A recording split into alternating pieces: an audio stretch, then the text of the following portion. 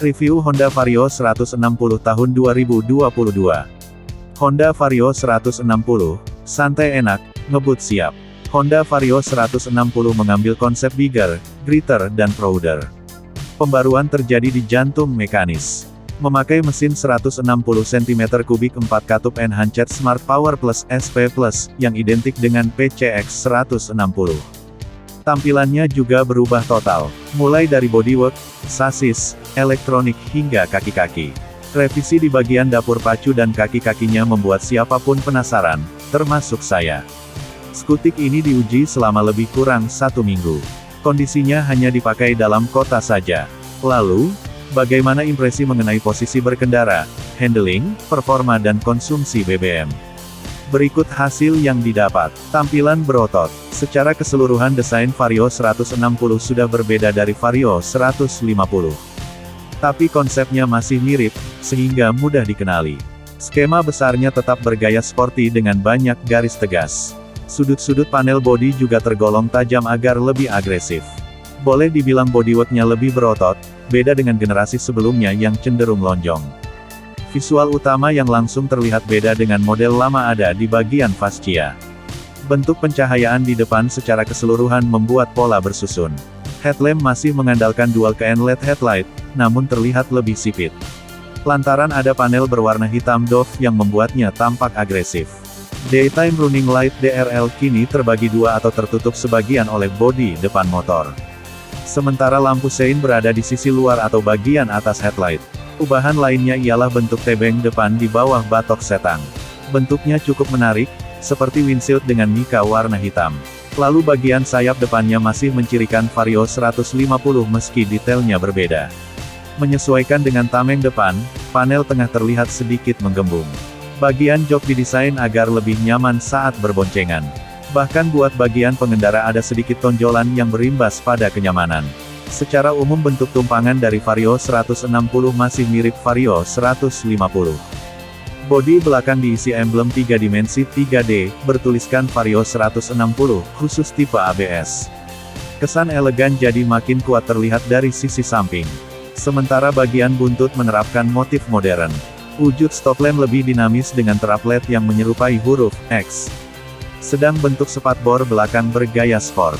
Kemudian sein depan dan belakang juga terpisah seperti motor sport. Istimewanya di ujung cover muffler dilapisi dengan aluminium sama seperti punya PCX 160. Kesan sporty jadi makin terasa. Dari segala perubahan desain yang diterima, dimensinya hanya selisih sedikit dengan model 150. Sebelumnya 1919 x 679 x 1062 mm, kini menjadi 1929 x 679 x 1088 mm. Tinggi tempat duduk mulanya 769 mm jadi 778 mm. Jarak sumbu roda sekarang lebih pendek yaitu 1277 mm, model lama 1280 mm. Jarak terendah ke tanah meningkat 8 mm jadi 140 mm. Posisi berkendara seperti Vario lawas. Saat pertama kali naik, seperti merasakan rasa Vario lawas, namun dengan dimensi lebih besar. Segitiga ergonomi masih identik dengan generasi sebelumnya. Joknya empuk dan kaki bisa menapak sempurna. Wajar, jarak dari tanah ke kursi cuma 778 mm dan ground clearance 140 mm. Dengan tinggi rider sekira 173 cm, menggapai kuda besi ini lebih mudah. Meski bodi melebar, tampaknya pabrikan tetap mempertahankan komposisi kemudi.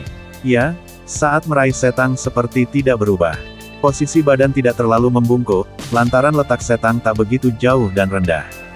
Hanya saja kini terlihat lebih menekuk ke dalam, membuat tangan pengendara tidak terlalu tegang. Apakah ia gampang dikendalikan dan tetap lincah? Semua itu harus dibuktikan saat kami mengujinya di jalan. Oh iya, walau joknya model menyatu, ada bagian kecil di tengah seperti punuk. Meski tidak memberikan efek besar, setidaknya dapat menopang pinggul pengendara bagian belakang. Lumayan, ada sedikit sandaran, jadi tidak mudah pegal. Ditambah ukuran jok yang cukup lebar dengan bahan anti licin, membuat duduk di atasnya terasa nyaman. Buat area legroom dengan dek rata masih cukup lega. Dengan ukuran sepatu 42 alias 26,5 cm, ada ruang sisa untuk pergerakan kaki. Masih ada gap sekira 10 cm untuk maju mundur. Bagian lutut juga ada jeda lumayan, jadi tidak mudah mentok tebeng. Padahal bila melihat desain kompartemen cukup menjorok keluar. Daerah ini juga masih menyisakan tempat buat menaruh tas atau belanjaan. Boleh jadi ini karena dimensi dari panjang motor yang berubah menjadi 1929 mm dari 1919 mm. Performa meningkat signifikan. Tekan knob keyless ke mode on, dan start engine. Irama engine terdengar halus dan minim vibrasi. Tanpa bertele-tele, waktunya menjajal langsung ke jalan raya. Kala memuntir grip handle gas pertama kali, akselerasinya sangat responsif. Daya yang disalurkan melalui transmisi otomatis dengan kopling sentrifugal langsung terasa di putaran bawah. Ya, tenaga di awal sempat bikin kaget. Rasanya beda banget dengan Vario 150. Saat mencobanya di jalan raya yang cukup lengang, napasnya lumayan panjang. Kami sempat menarik gas dalam-dalam dari kondisi diam untuk merasakan akselerasinya. Hasilnya luar biasa untuk ukuran skutik dengan bobot 117 kg. Berkat karakter overbore 60 mm x 55,5 mm, tenaganya mengisi terus dari RPM menengah hingga tinggi. Terbukti dengan raihan top speed ada di angka 122 kpj. Itu pun masih ada gas tersisa. Hasil itu didapat dari perempatan Sunan Giri hingga bypass Ahmad Yani, Rawamangun. Lebih kurang treknya sejauh 1 km. Ketika pengujian yang membutuhkan manuver selap-selip di antara kendaraan yang lebih besar, ia cukup cekatan. Tak ada gejala jeda saat buka gas. Untuk kondisi stop and go di kemacetan atau ingin menyalip, responsnya juga cukup baik. Rasanya, Vario 160 cukup mengakomodasi untuk berkendara di perkotaan, maupun luar kota.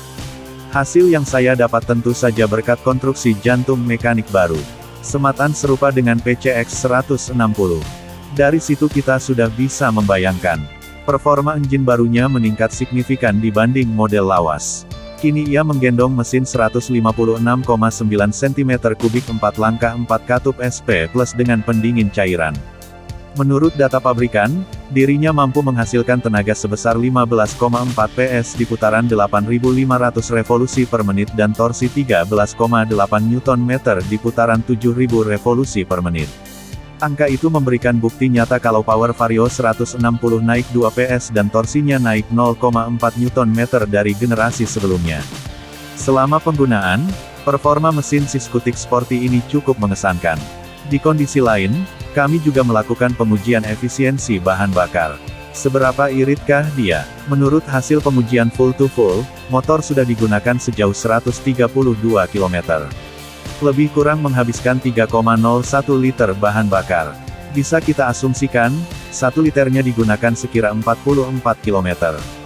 Hasil ini bisa saja berbeda, tergantung cara berkendaranya. Dan sila asumsikan sendiri, apakah ia tergolong irit atau boros. Sebagai informasi, bahan bakar selama pengujian menggunakan tipe RON 92, kapasitas tangki bensinnya 5,5 liter dan bobot rider 68 kg. Pengetesannya sendiri sangat situasional, mengikuti kondisi lalu lintas ibu kota. Berakselerasi kala jalan sepi dan juga banyak bertemu dengan macet. Handling meyakinkan. Dari segala perubahan yang didapat, rangka baru SAF Enhanced Smart Architecture Frame menjadi penentu kenyamanan all new Vario 160. Saat motor dibawa dengan kecepatan tinggi di trek lurus, ia tergolong stabil. Begitu pula ketika meliuk-liuk di tengah kemacetan, motor terasa nurut dan mudah dikontrol. Tidak ada rasa understeer atau kesan bodi belakang yang tertinggal. Ini yang tidak kami dapatkan di Vario generasi sebelumnya. Bicara kemampuannya dari sisi handling, tentu saja berkaitan erat dengan bobot. Vario 160 memiliki berat 117 kg ABS. Rangka yang digunakan beratnya cuma 11,7 kg, atau lebih ringan dari model terdahulu yakni 12,8 kg. Sejujurnya, ketika pertama motor dijalankan terasa seperti lebih enteng ketimbang Vario lama. Padahal secara bobot bertambah. Saat belokan tajam, posisi badan pengendara juga mudah untuk mengatur keseimbangan. Saat masuk dan keluar tikungan atau diajak cornering, motor ini sangat mudah ditekuk kanan-kiri. Selain sasis SAF, Pemilihan besaran sudut rake dan trail juga diperkirakan punya andil cukup signifikan agar Vario 160 lincah di berbagai kondisi. Distribusi beban di depan dengan bodi mengembung padat juga tampaknya berpengaruh dalam hal kestabilan. Suspensi dan roda baru juga membantu dalam hal penanganan. Memang, penggunaan peredam kejut teleskopik di depan dan swing arm dengan suspensi tunggal di belakang masih sama seperti sebelumnya. Tapi pihak pabrikan mengklaim kalau suspensi belakang mengalami perubahan dengan ukuran yang lebih panjang. Maka itu, selama pengujian ia terasa rigid dan cukup stabil di bawah bermanuver. Setup rebound dan compression juga dibuat default bergaya komuter. Cocoklah buat dipakai harian. Masih di sisi handling, yang tak kalah menarik tentu saja penggunaan roda anyar. Pakai ban tubeless gambot berukuran 100/80-14 depan, 120/70-14 belakang, yang dibalutkan ke pelek 3,5 inci. Secara logika membuat kontak pad terutama saat menikung jadi lebih luas dan bikin grip lebih baik. Satu lagi, dengan jarak sumbu roda sedikit lebih pendek, yaitu 1277 mm, Vario 150-1280 mm, juga memengaruhi dirinya semakin lincah kala ingin menyalip kendaraan lain. Rider jadi percaya diri kala berbelok ataupun rebah. Pengereman di luar dugaan. Sungguh di luar dugaan. Walau punya sistem ABS single channel di bagian depan saja, saat melakukan hard braking, masih terasa semut. Sebab modulasi atau buka tutup kalipernya cepat banget. Tak ada gejala overpower yang cenderung motor terus nyelonong meski sudah direm. Mungkin berkat adanya upgrade di area kaki dengan ukuran ban lebih lebar bisa memberikan kontribusi traksi yang baik. Dan jarak pengereman sampai titik berhenti juga tergolong pendek. Jelas fitur ABS ini membantu rider untuk terhindar dari bahaya roda terkunci pada bagian depan. Sayangnya ini disematkan di bagian depan saja. Bila sistem ABS juga diberikan di rem belakang pastinya akan jauh lebih bagus. Catatan pentingnya adalah pengoperasiannya tidak terlalu sensitif saat ditekan. Menghentikan laju motor jadi lebih mudah dan tuas rem tergolong empuk, sehingga tak ada rasa khawatir saat mengerem. Buat rem belakang juga dirasakan cukup pakem. Sebagai informasi, Honda Vario 160 ABS pakai cakram depan berdiameter 220 mm dan 200 mm di belakang. Kalipernya pakai lansiran Nissin dengan warna gold. Fitur masih sama. Buat varian tertinggi tentu saja sudah dibenamkan anti-lock braking system ABS. Pengereman belakang juga telah dilengkapi cakram. Lalu ada USB charger Type A buat mengisi ulang ponsel tanpa perlu menggunakan tambahan adapter. Menariknya ruang penambah daya gadget di kompartemen kiri cukup lega. Bahkan botol minum ukuran 600 ml bisa diletakkan di situ. Sementara bagasi Vario 160 memiliki ukuran 18 liter, cukup untuk mengakomodir helm half face atau full face tipe tertentu. Buat kelengkapan lainnya masih sama dengan model sebelumnya. Seperti sistem pencahayaan yang semuanya sudah berteknologi LED, side stand switch, smart key system yang terintegrasi dengan answer back system dan anti-theft alarm, serta panel instrumen full digital yang pakai teknologi negatif display. Bentuknya masih sama dengan versi lawas, hanya saja buat varian termahal ada indikator ABS. Kesimpulan, Honda Vario 160 merupakan spesies berbeda dibanding dengan generasi sebelumnya.